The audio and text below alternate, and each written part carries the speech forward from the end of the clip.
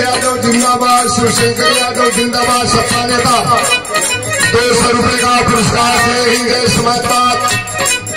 सबके दिलों पर राज करने वाला युवा नेता पूर्व मुख्यमंत्री अखिलेश यादव जी, भारी तादाद में उनका आप स्वागत करेंगे। अरे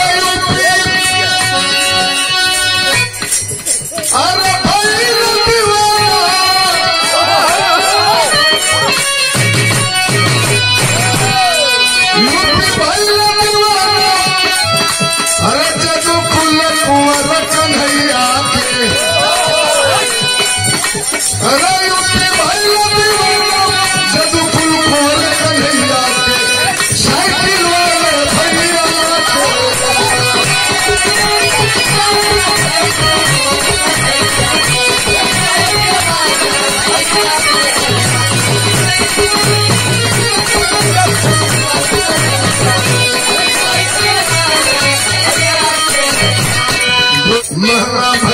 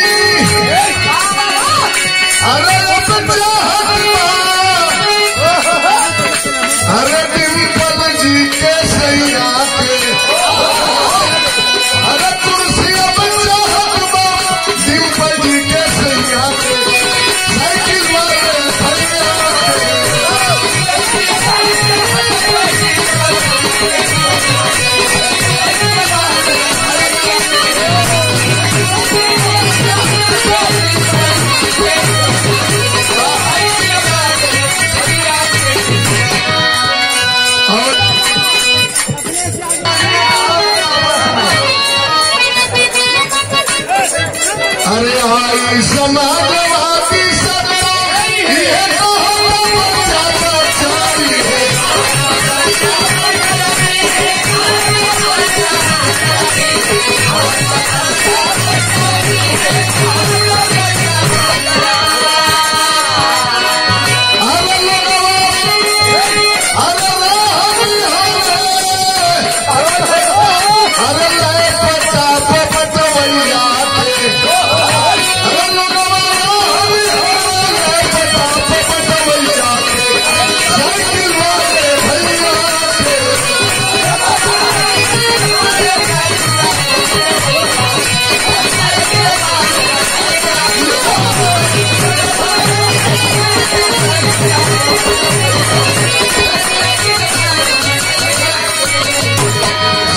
मंच के लोग हमें रोक रहे हैं, अपनी बात कहने से मैं पीछे हट रहा हूं।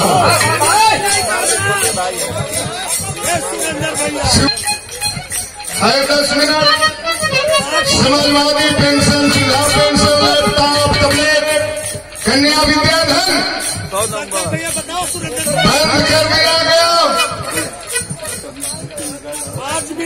दिया गया। हर जगह धर्म के लोग सुन रहे हैं विधान। मैं किसी की शिकवा शिकायत नहीं करता, लेकिन आपसे सीधे मैं जोड़ रहा हूं। दिया था कन्या विद्याधन अखिलेश यादव ने। हर जात मजहब के लोग यहाँ सुन रहे हैं कि अखिलेश ने केवल यादव की ही बेटी को दिया था। बंद कर दिया गया उसको भी। यह दर्द किसने जाना? हमें भी जिम्मेदारी दी गई है, तो आपके सामने अपनी बात रख रहा हूं। अरे साथ में यही ले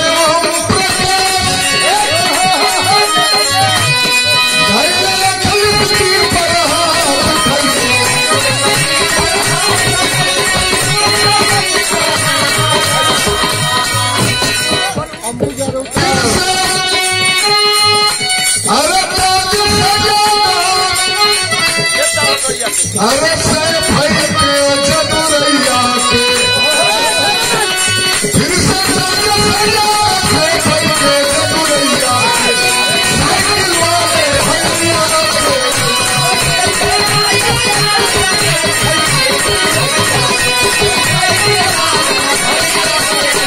Thank you.